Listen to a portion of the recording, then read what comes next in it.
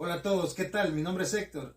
Bienvenidos a nuestro canal Notarios Hispanos. Tenemos a nuestro primer invitado, del señor Elmer, más conocido como Fabián del Torogós Pan y Cake.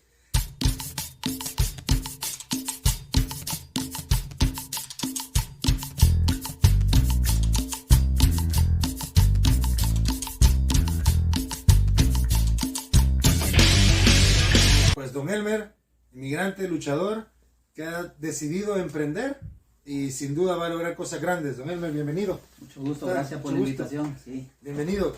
La primera pregunta, directo al punto. Quería preguntarle cuáles son sus inicios en la panadería. ¿Qué lo motivó o cómo llegó a aprender del pan?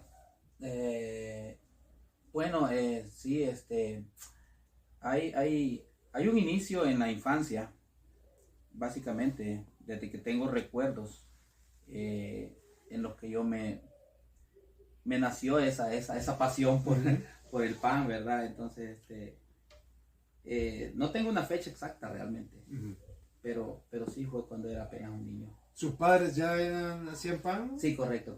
¿Sus padres? ¿Es segunda? ¿Es segunda generación haciendo pan? Bueno, mi papá es de afuera, de la capital, y él llegó a la capital a trabajar con sus tíos, que ya ellos ya tenían la industria en el pan, y hacían bastante pan para abastecer los mercados de la capital. O sea, familia de panaderos. Familia de panaderos, ya Bueno, digamos mi papá. Para los que no saben, cuando él dice la capital, don Elmer es de San Salvador, El Salvador. Correcto. Para los que nos miran, hermanos salvadoreños o no salvadoreños, es un ejemplo. Entonces, Sí, correcto. Entonces él crece en San Salvador con sus padres en el negocio de la panadería y comenzó pues 5 o 6 años jugando a hacer pan. Jugando a hacer pan, correcto, sí. Jugando a hacer pan. Sí, mi papá, él era ya digamos la segunda generación, todavía conserva la panadería mi papá. ¿Aún hace pan? Todavía hace pan, sí. ¿Cuál es el nombre de su padre? Mi papá es Hernán Vázquez. Hernán Vázquez. Don Hernán, saludos. Aquí tenemos a su hijito. La tercera generación. La tercera generación queriendo poner en alto a los panaderos, está bien. de la comunidad de donde somos. Qué bien, excelente. ¿Su madre vendía pan también? Sí, mamá vendía ahí en la terminal de Oriente, por la tiendona. Ajá. Ahí se puso apegado a un poste con su canasto y comenzó a vender pan, sí, correcto. Y mi papá lo hacía, mi mamá vendía, y pues allí me crié en ese ir y venir del emprendimiento de mis padres. ¿Tiempos duros? Tiempos duros. Fue mi primer recuerdo. Creo que son cosas grandes que se quedan grabadas en la mente. El conflicto armado, la ofensiva final. En El Salvador tuvo un conflicto armado. Entonces ya mi papá ya hacía pan en ese tiempo. ¿Qué pasó rápidamente? ¿Qué pasó en esos días? ¿No pudieron hacer pan? ¿Hicieron pan? Hay cosas que no las recuerdo, pero hay una cosa que me quedó grabada, es que nos tuvimos que ir de la comunidad, pero mi papá, para poder mantener la familia, siempre quedó en la panadería. Sí, o sea, lo sacó a ustedes, pero él se quedó jugándosela ahí. Sí, ahí habían balaceras, había bombardeos, había malos olores de muertos, una situación dura para El Salvador en esa época. Y para los que no se recuerdan, eso fue en noviembre de 1989. Sí, un 11 de noviembre. Un día 89. Sábado, lo tengo en la mente. Sí, sábado yo lo recuerdo también. Esa mañana me desperté escuchando bombazos y disparos. Correcto, sí. Así, ahí en esa época es donde yo tengo los primeros recuerdos, que ya yo tenía 5 años de edad. Okay. 5 años de edad, entonces yo ya recuerdo a mi mamá vendiendo pan, mi papá horneando, y así me fui creciendo entre medio de panaderos y le ayudaba mi primer empleo que me dio mi papá a pasarle charolas, horneaban en hornos de leña artesanales. Excelente. Y entonces yo alcanzaba las charolas, las ponía y luego, esos son mis primeros recuerdos. Los primeros trabajos fueron esos. Esos son los primeros. Excelente, excelente. Entonces, pues me imagino que siguió haciendo eso durante toda su vida escolar. Primer ciclo, segundo ciclo, bachillerato, siguió en el negocio con ellos. El Salvador tiene una forma de educación de primero, segundo y tercer ciclo, correcto. Sí, entonces recuerdo que iba como a 6º grado, el segundo ciclo, y horneaba, hacía pan en la mañana, horneaba el pan del mediodía, ya con el uniforme puesto. Oliendo a pan iba a clase. Oliendo a pan iba a clase, correcto. Sí, y ya después agarraba la mochila de los útiles escolares y estudiaba. Vámonos. Sí, sí. ¿A dónde estudiaba? Estudié en el Liceo Cristiano, Reverendo Juan Bueno el Granjero. Por cierto, allí llegué con una beca para estudiar allí. Sí, una beca y gracias a Dios ellos creo que todavía existen y daban una educación de calidad. Sí, pero bueno, lo que no saben son creo que 32, ahora deben de ser más liceos cristianos, pero en esa época eran cerca de 32 liceos cristianos en San Salvador. Sí. Bueno, en El Salvador. En El Salvador, correcto. Y después de eso termina su infancia o crece, se hace adolescente. ¿En qué año decide usted emigrar a Estados Unidos y perseguir un sueño? Creo que fue en el año 2011 en que ese gusanito de la curiosidad del sueño americano me picó en la cabeza. Y sí, creo que llegué aquí era como a inicios del 2012. Estaba yo aquí en Estados Unidos. ¿Dónde llegó? A Houston. ¿Houston? ¿Con familia, amigos? Sí, algunos familiares y amigos ahí, sí. Llegué y desde que llegué, bueno, siempre fue mi primera conversación. Yo quiero emprender, siempre he tenido esa curiosidad por emprender, hacer pan, venderle pan a la gente. No habían recursos, pero habría que buscar el empleo para mantener siempre las recetas y la actividad del conocimiento del pan. ¿En qué año, el mismo año que llegó, comienza a trabajar en panadería o hizo otros trabajos de emergencia? De emergencia, lo que tenía que hacer era a buscar un trabajo para poder ayudarle a la gente, a la familia. Sí, había dejado en ese tiempo a mis hijos y a la que era mi esposa en ese tiempo.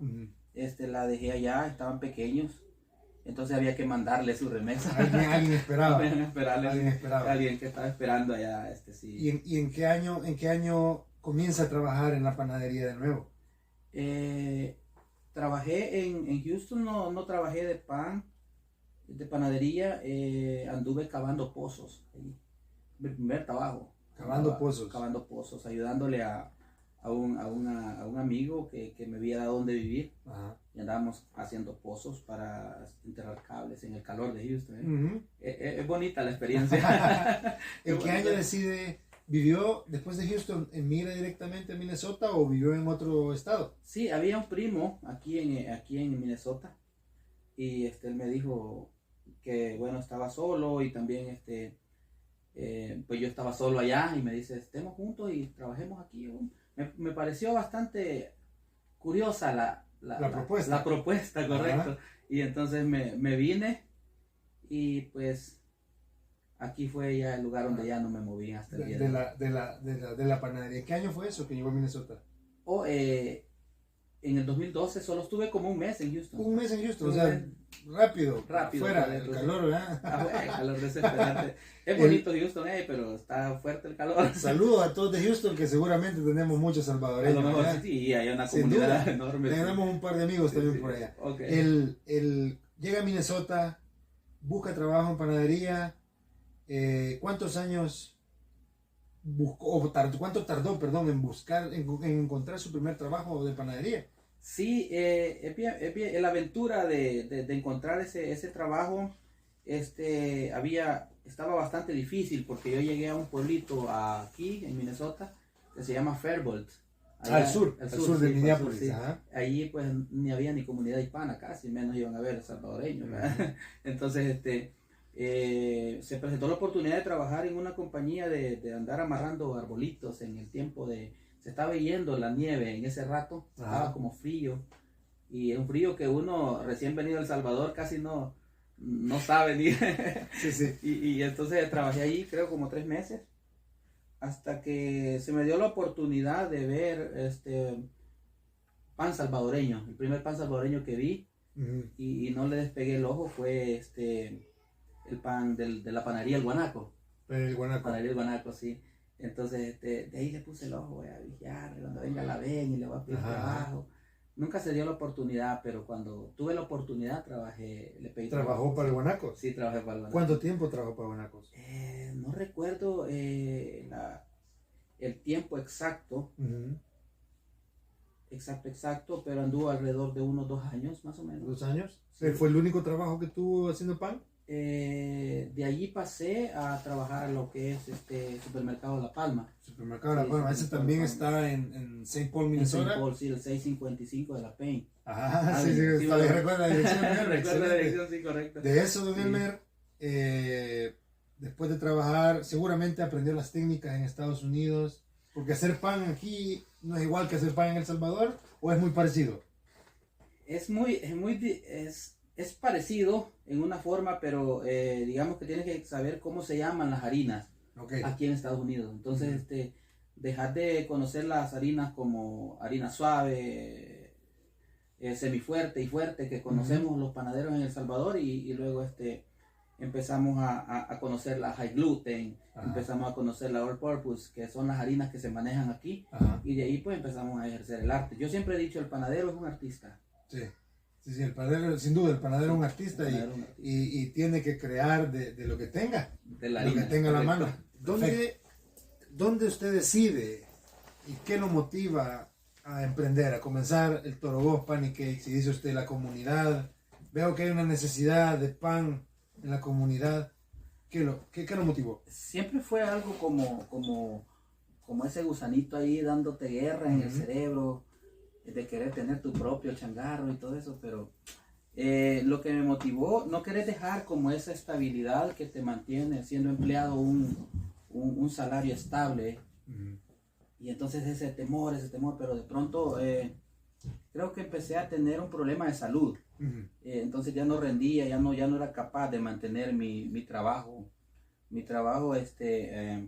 entonces como que hubo una reestructuración en mi idea, y decir, no, pues me curo, me sano y mejor emprendo. Y emprendo, ¿verdad?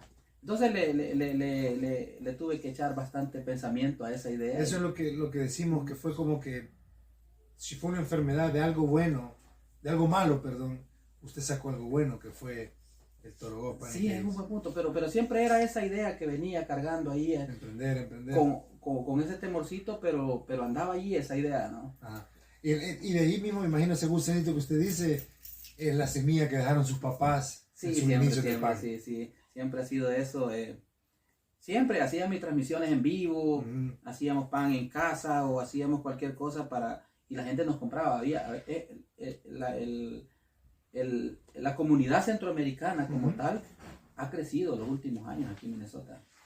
Entonces cuando te ven que es un pan, digamos, como un pan diferente, pero es otra opción en el plato de nuestra cultura, dicen, no, comprémoslo. Probémoslo. Correcto. Y entonces te estás dando cuenta que existe ese cliente ahí. ¿Cómo hacer para conquistarlo?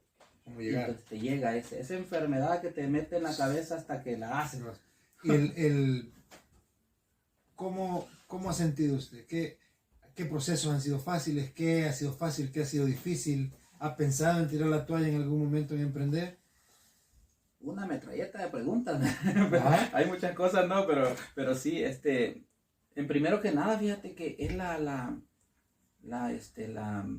poca educación en el tema. En el tema del emprendedurismo. Porque en Estados Unidos es una cosa distinta a lo que somos en El Salvador, ¿no? ¿Por qué? El Salvador, por ejemplo, allá cualquiera dice, voy a comprar una plancha para pupusas y la pone en la esquina. Frente a mi casa. Al otro lado de la calle pone otro abre su tienda y abre el garaje. Entonces, esa poca educación en este tipo de emprendedurismo aquí en Estados Unidos, eso es una barrera muy difícil para uno. Quitarse esas costumbres, correcto. Entonces, aquí no puede salir con su canasto y la bicicleta. Quisiera, viejo. Yo quisiera dar un pito ahí. Pero no es posible. No es posible. Se enfrentó a eso, esa barrera. Enfrentarse, correcto, sí. Y luego acordate que te topas con un mundo ya global, o sea, algo diferente a lo que en nuestra época nos educaron a nivel académico, llamemos así, pues. Por ejemplo, lo mucho que llegué a aprender yo en mi época de estudiante tal vez fue el Facebook. Pero hoy te das cuenta que existe Amazon, existe tanta cosa tantas redes sociales, hay que crear contenido, hay gente vendiendo en TikTok. Sí. O sea, hay muchas cosas que ya son demasiado grandes para uno. ¿Cómo conquistar todo eso? ¿Cómo llegar a cada canal? ¿Cómo llegar a eso? ¿Cómo llegar a la gente? A la gente que abrió el teléfono y vio TikTok. Oh, aquí está el pan, aquí está Fabián. Aquí está Fabián a tocar y, sí, y hacer mi pedido. Sí, entonces hay muchas cosas donde fue lo primero. Cuando ya dejé mi empleo de ser empleado, básicamente te das cuenta que a dónde estoy parado, qué hago. Y los retos. Y los retos. Y los retos que se vienen. Los retos que se vienen, sí. Que la educación fue una de las cosas que te digo son claves y educarse en el tema. Educarse en el tema, cómo formar la empresa, financiero y correcto, demás. Correcto. Entonces, sí, han habido momentos en que por falta de educación, dan ganas de tirar la toalla. Eso no lo niego. Desmotivado. Hay veces, hay días que acabo el día cansado de tanto trabajar y luego digo, ya mañana no sigo. ¿Para qué? Sí, pero el siguiente día me llama un cliente y dice, te dio tantas cajas de pan, entonces... Esa es la pasión de la que hablábamos, la pasión de la que hablábamos. Sí, felicidades por su proyecto, primero, felicidades, espero que siga creciendo. Una pregunta importante que le va a ayudar mucho a todos nuestros hermanos que quieren emprender es, ¿qué retos, qué dificultades, qué barreras ha encontrado usted al ser emprendedor y decir, hey, yo quiero hacer esto, y tiene la idea, pero se encuentra con un paredón que no lo deja pasar? Sí, realmente, como te decía al principio, son la poca educación en muchos temas, temas para poder funcionar, por muy pequeño que sea el emprendimiento, necesita información, cómo está preparado el sistema aquí, para poder uno llegar y dar paso a paso las cosas, cómo inscribir una compañía, primero que nada. En el Estado, federal y todo eso. Y luego te das cuenta que la compañía no tiene un récord. Entonces tenés que crear un récord en la compañía. Y luego en el caso mío, como yo todavía no tengo, digamos, todas las cosas preparadas, también tenés que hacer como un récord de crédito personal y un récord de crédito empresarial, correcto. Y todo eso tenés que llevarlo. No es cuestión de un chasquido de los dedos, a diferencia de nuestro país, que tenés que sacar tu canasto de verduras y vámonos. Entonces son cosas que te vas dando cuenta que este país está preparado de una manera tan distinta. Entonces tienes que educarte. No hay cosas que no se puedan resolver, pero tienes que educarte para poderlo resolver. Hay muchas ONGs que ayudan. Muchas ONGs. Para todos. Si no nos estás viendo en Minnesota, creo que en tu estado pueden haber algunas ONGs o asociaciones que ayuden inmigrantes o emprendedores. Sin duda, busquen en las páginas y seguramente las van a encontrar. Sí, hay unas ONGs aquí en Minnesota, en St. Paul, de hecho, que ayudan sin fines de lucro. Entonces llegas y bueno, le dices, tengo esta idea. Es de ser muy perseverante. Porque ellos de igual manera tienen una gran demanda, ¿no? Sí, pero tienes que, y si te dejan una tarea, tienes que ir a educarte, para poder. Hey, atención a todos, escuchen a don Fabián, don Elmer, él ya sabe de estas cosas. Si tienen algunos comentarios, déjenlos en los comentarios, denle en seguir a la página del Toro Voz, a Notarios. Si tienen alguna pregunta, háganla. Y sin duda don Elmer nos puede guiar a todos para poder ayudarles a mejorar, a emprender y no tirar la toalla, porque eso puede ayudar, eso afecta la motivación. Porque fíjate que cuando son una de las razones, como te digo, por las que uno realmente quiere tirar la toalla, cuando uno dice, no hay que hacer, entonces, donde aparte tienes que generar, porque tienes que pagar biles, tienes que vender y aparte pensar. Entonces todas esas cosas en la forma en que está preparado el sistema, hay momentos en que te dan ganas de colgar los guantes. Mejor me hubiera quedado empleado. Me hubiera quedado empleado. Sí. Si necesitan guías, pueden escribirnos en la sección de comentarios, seguir nuestras páginas, damos sugerencias y consejos de negocios y financieros para las empresas. Sigan a don Elmer, a don Fabián en redes sociales, un hombre con experiencia en esto de enfrentar problemas y solventarlos.